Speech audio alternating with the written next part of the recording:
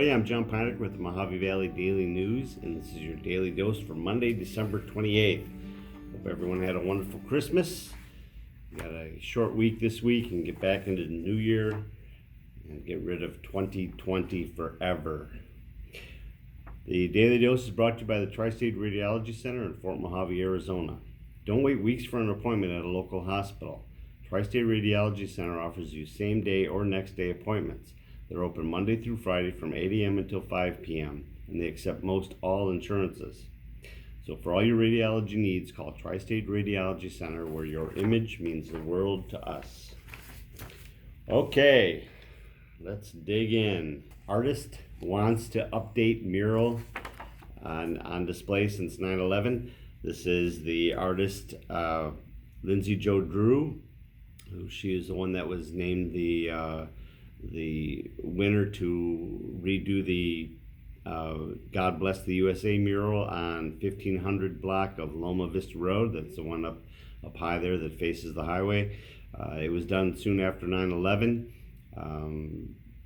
She's got kind of a unique experience here. She came here when she was 2, grew up here. Her parents, James and Cheryl White, moved here when Lindsay was just 2. She met her husband, Zachary Drew. They have 3 kids, 6, 4, and 1. And she's been an artist since she was very young. Went on to do a bunch of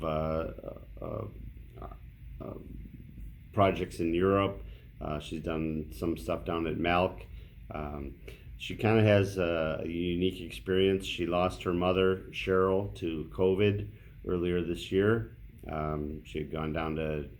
Her mother had gone down to Phoenix for some routine surgery, and they believe she caught COVID there and ended up passing from it. So she wants kind of a message of hope and perseverance. So very admirable. She's going to be meeting with the homeowner of the property early next month, early in January, and kind of wants to replicate what's already there, but kind of bring it up with more of a bright and cheery kind of concept. So the owner of the property there actually chose her because of her. It most closely resembles the original. So there's a $2,500 to do that for Drew, and that's coming out of the city's art budget. Christmas tree drop-off begins. The city has a spot for you to drop off Christmas trees rather than throwing them in a burn pile or something. It's very dangerous. It gives you some place to drop it off, and they will recycle it. It's at the entrance of Rotary Park at Balboa and Riviera Drive. Hope Unitas Methodist Church spent the day, about 3 dozen volunteers spent the day after Christmas handing out meals and warm clothes to those people who need it. They've been doing it for quite a while. Typically they have it inside their facility down there. But Lori Garner, one of the people there, this is a great opportunity to be the hands and feet of Christ, which is something that their church really believes in.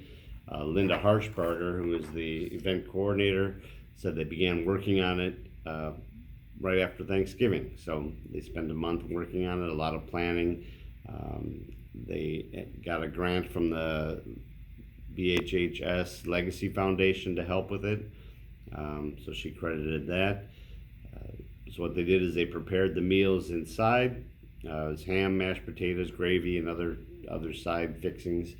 They prepared the meals inside, put them in containers, and then brought them out. It was kind of a drive-through, walk-through kind of thing for anybody that you didn't have to be homeless or that. Anybody that was hungry, lonely, didn't have anybody to spend any time with on Christmas. They helped them out there. So it was a long day for them, and we thank them. Late yesterday, Trump signs into law the COVID bill, the latest COVID bill. There's been a lot of debate on that.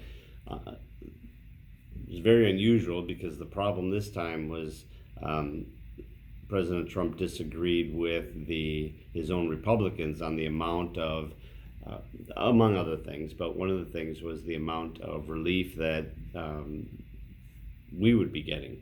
The Republicans wanted $600. President Trump and the Democrats wanted $2,000.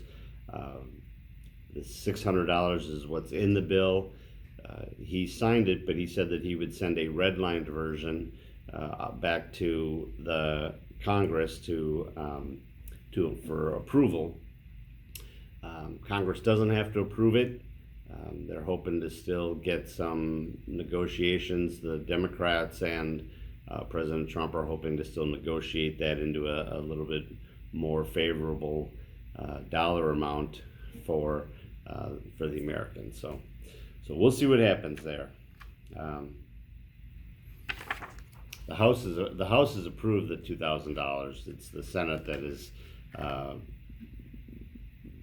more Republican than Democratic, and they're the ones that are not interested in that. So you maybe noticed some dredging going along Community Park there on the down towards First Street.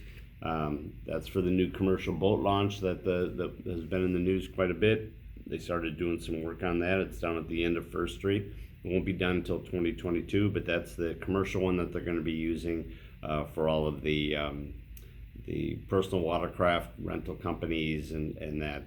There's some immediate things that are going to go in, interim changes.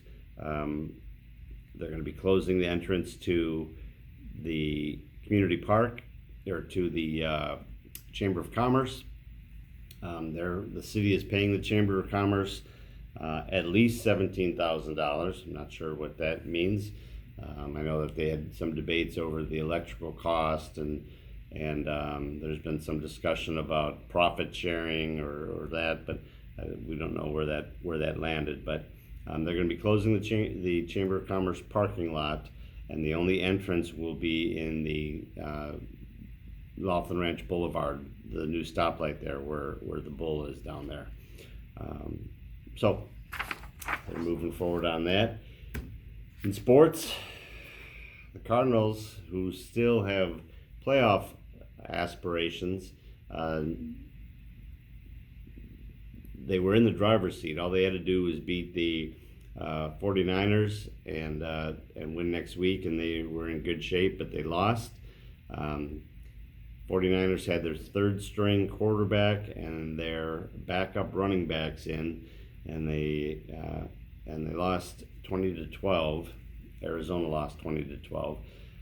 C.J. Beathard threw 3 touchdown passes. Their backup running back went for 183, and so now what the Cardinals are going to have to do is they have to win next week against the Rams, which is going to be no easy feat. And then they also have to hope that the Bears lose. So it's going to be a rough one. And then the Raiders, I don't know if you got a chance to see this. The Raiders played the Dolphins, and it went back and forth and back and forth. It was a pretty slow game most of the game, but then in the final 2 or 3 minutes, it was just big touchdown pass. The Raiders looked like they had it. They kicked a field goal with 19 seconds left, and it looked like it was over, but Ryan Fitzpatrick, who came in for Tua Tagovailoa, threw a 41-yard pass. At the same time, he's being pulled down by his face mask, and so they had 15 more yards on it, and the Dolphins were able to kick a 44-yard field goal with 1 second left to win 26-25, move a little bit closer. That eliminates the Raiders this year from the playoffs. So Raiders will play Denver next week, although it doesn't mean anything for either team.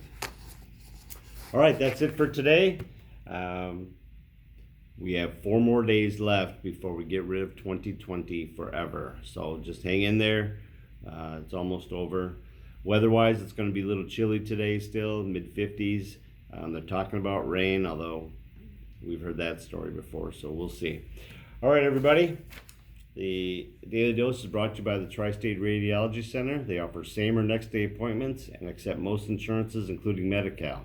They have a wide open MRI and offer digital x-rays with your reports ready in 24 hours.